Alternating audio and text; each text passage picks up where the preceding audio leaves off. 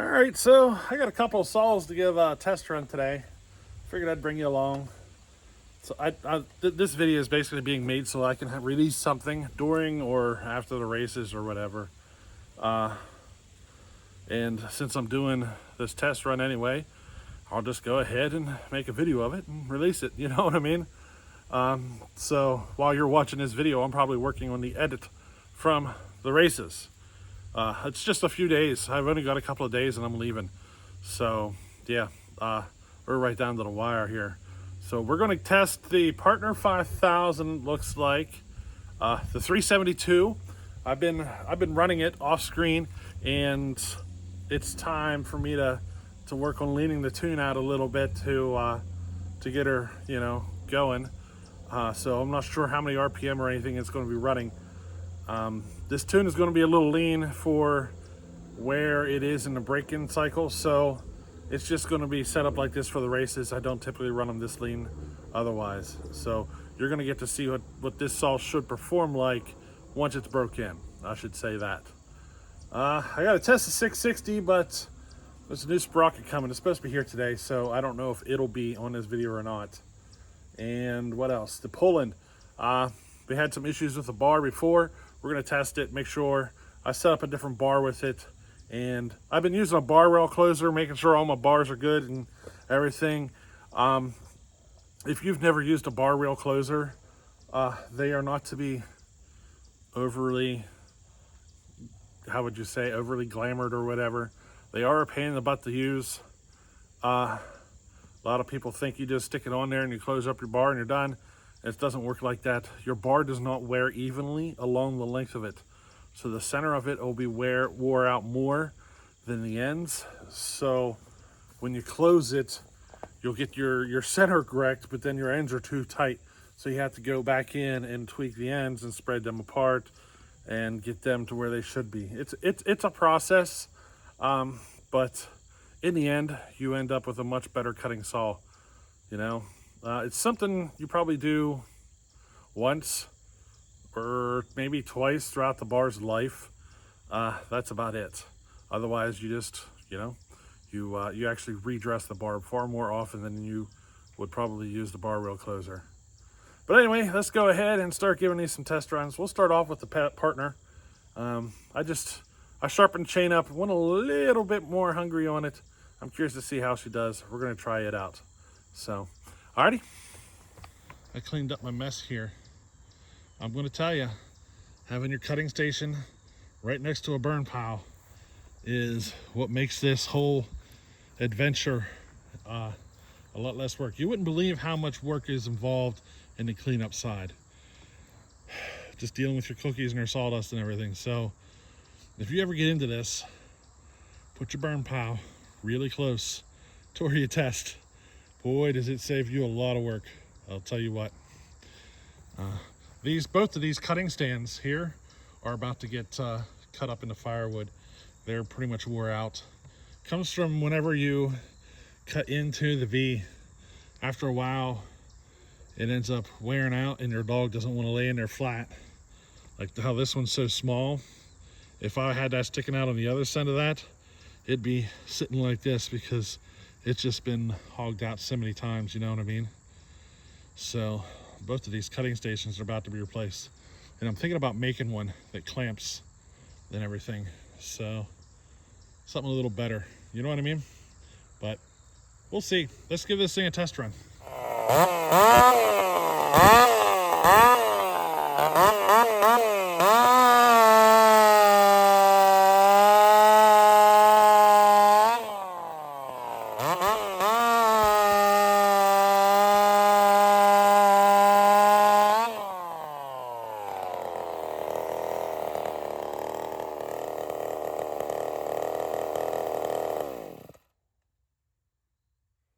Yeah, I'm happy with that.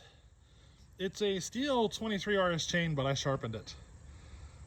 That's what I'm going to run at the races. I just ran the ankle just a touch hungrier, than what the 23 RS is. And it's cutting smooth.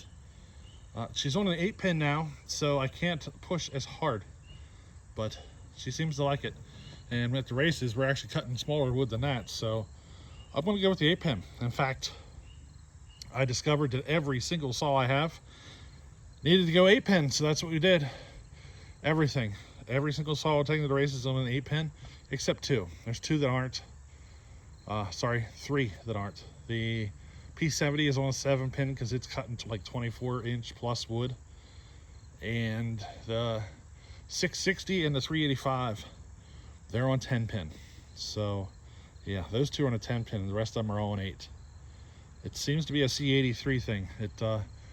Definitely better off to go bigger on the sprocket than to go deeper on the rakers. So here's the pulling. This is the one I was talking about. I hit it with a bar rail closer and tightened it up. Can you tell? Like, there is not much wiggle here at all. That should really help make it stable. Hopefully I didn't go too far. But yeah, I really put a lot of effort into this bar to try to get this, you know, dialed in as possible. In fact, I did it to all my bars. So they're all like that. And I actually tried it out looser. Like, I tried going bigger on the gauge first. And I figured, you know, having the chain run a little looser in the bar might help. And it made it more unstable through the cut. So I prefer to have it more stable. And this is a 50 gauge chain, and I got that bar dialed in to the chain really, really, really tight. So hopefully I didn't slow her down. Let's see what happens.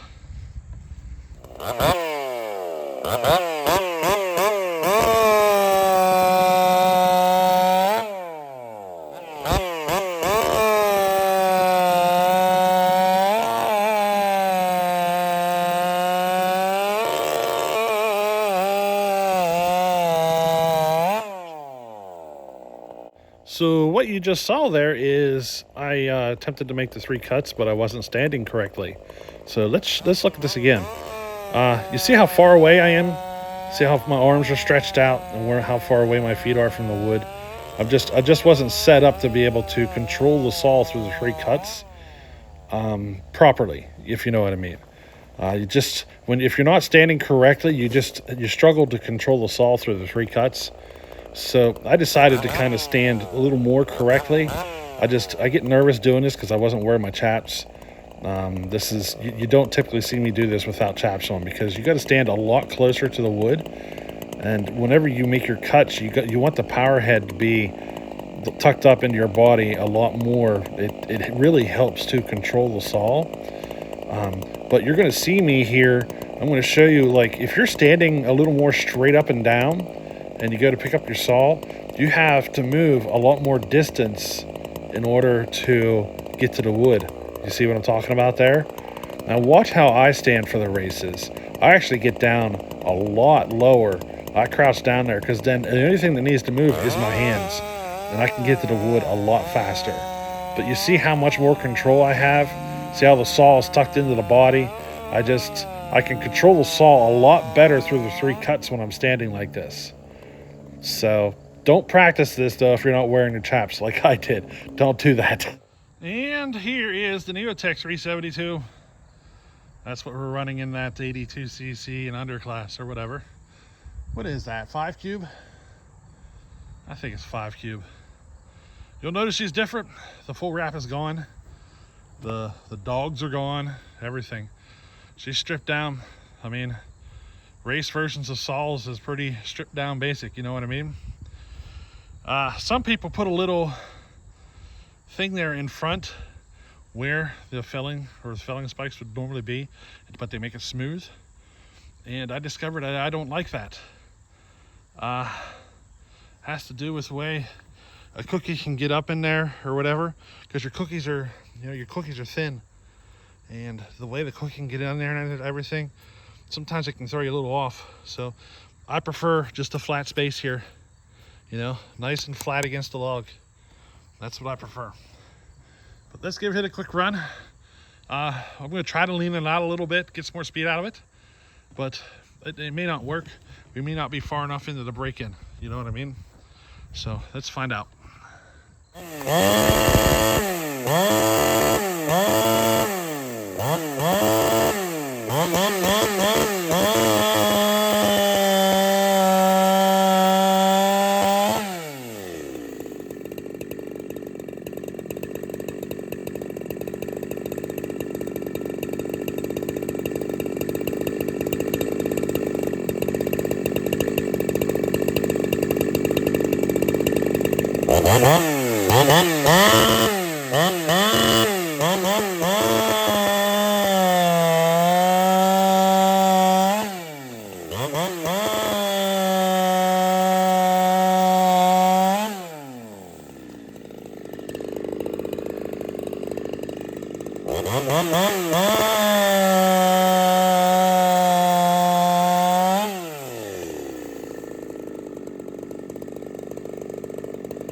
Well, I don't feel comfortable taking it and leaning it out any more than that. We'll just leave it at that. It's enough to clean it up, but I can tell it's not broken enough yet to push it any further than that. You know? But C83 8-pin, on the 372 here, pretty much everything is going to be running like that. I just prefer that setup. It is faster this way than the 7-pin. I tested it. It's about, the difference in speed is about the distance of the bar here. So the 8-pin is finishing when the 7-pin is about this. There's still like that much wood in there or whatever. You know what I mean? But the 8-pin is less forgiving. It, you know, she'll lug the saw down faster. So you got to be a little more, you got to have a little more control, you know? But yeah, everything seems to be working out. I'm pretty much done.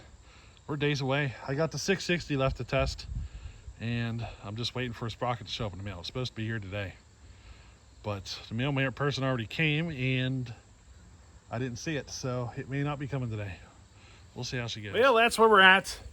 We're literally right there at these last moments, and you're probably not going to see this until after Sawfest or during it or something, you know. So you know what I mean. There have been some changes with the bars and chains, though. I might as well go over that real fast. So yeah, there have been some changes. By the way, yeah, I am planning on bringing the 590 just in case somebody wants to run it. She's there. That custom head build on the 590. She's coming along. But I'm taking 20-inch bar. I'm basically setting everything up with 20-inch bar. That way, you know, I can actually take like 3, run. Well, the first day we're running the 366, the 372, and the 660, which they're all going to be 20-inch bar, 72 driver setup. Well, not the 366, sorry, it's a 16-inch bar. But these two, you know? And the next day, we got the Poland, we got the 372, the 385, the 036 is coming, just in case. But we're sticking with a 20-inch size, 72 driver, just to make it easier. If we need to do a last-minute swap out. Everything is on an 8-pin here. So everything except this and the 366 and the so these 3 are not on the 8-pin, but everything up here, 8-pin, 8-pin, 8-pin, 8-pin. Then in these 2 are 10-pin, which is why this bar is laying here. That is set up for a 10-pin.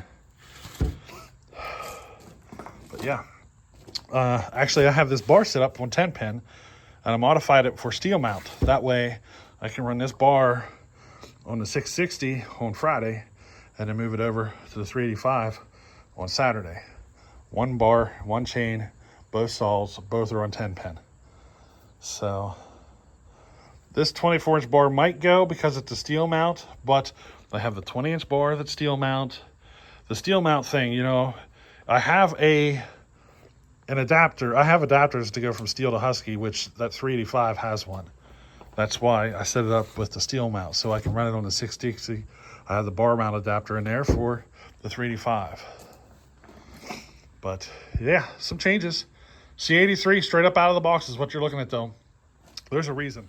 So I didn't decide to go with C83 because it's fast or anything like that. I can make a faster chain. I have to put it on a 7-pin though. my chains pull a lot harder than C83.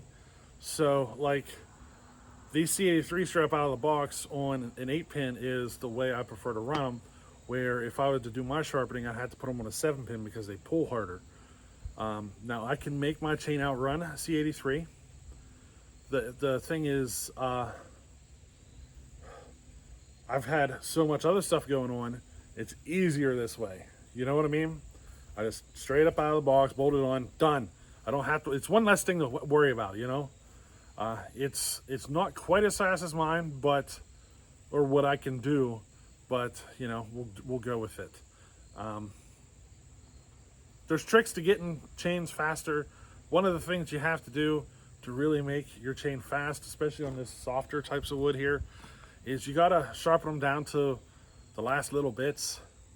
You know, create a lot of space there for your chips. And I just didn't feel like sitting here behind a grinder for all that time, you know, making all those chains. It's just easier just to bolt that C83 on there and be done with it. So that's what I'm doing. Now I have burned through a lot of chain doing a lot of testing. So I could tell you different angles that are faster, which are more, just if you go more raker or whatever. I have been doing nothing but chain testing for the last couple of weeks. I haven't had time to put it on video for you. But I mean, that roll of C83, that 100-foot roll I bought, I bet you I'm down to the last 25 feet. I burnt through a lot of money in chain just in the last couple of weeks. And all these chains you see me running here, once the races are over, they're all going to go in a box. All those 8 pins are going to go in the box. The 10 pins are going to go in the box. All that's going to go get tossed into a box. That way I don't have to spend any money on new chain or anything for next season. It's already here. It's ready to go. I don't even need to think about it, you know. I'm just going to save it. And by doing this, maybe replace a chain every 2 or 3 years. But you don't have to replace them all. You just buy a new one, throw it in there, and you know, pull one of the old ones out, and over time you end up having all new chains. You know, do that. You know, maybe one a year or something, and you're fine. You don't have to go through the process of buying all these chains every year. Just save them for the races next year. That's what I'm doing. But anyway, I hope you enjoyed this little one. We'll catch you on the next one. Later.